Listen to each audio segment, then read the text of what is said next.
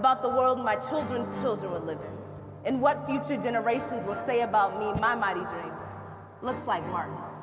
Simple, but radical, that no weapon forms against another black body, that my hands build buildings that I may never see, that my arms carry burdens my nieces and nephew will never know. We dream. So, thank you so much for inviting me. I'm so happy to be back.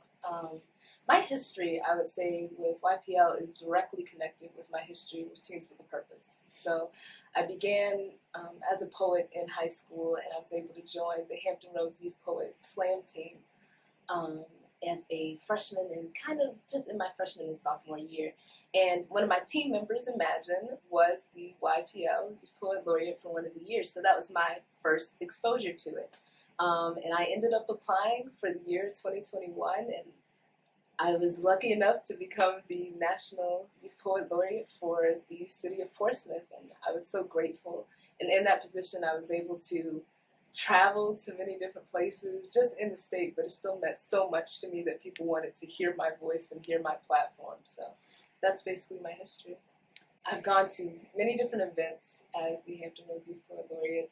I was able to participate in Brave New Voices. I know in 2021 with my amazing coach, Diana. And we were all able to create an amazing team that was able to go pretty high in the competition. And I was able to participate in the Mighty Dream Forum with Pharrell for this year. And for last year, we participated in the Elephant in the Room event. So I've gotten to do a lot of amazing events locally. I would say that my message is that it's important for your voice to be heard, because I believe that every voice matters and that everybody who has something to say should say it.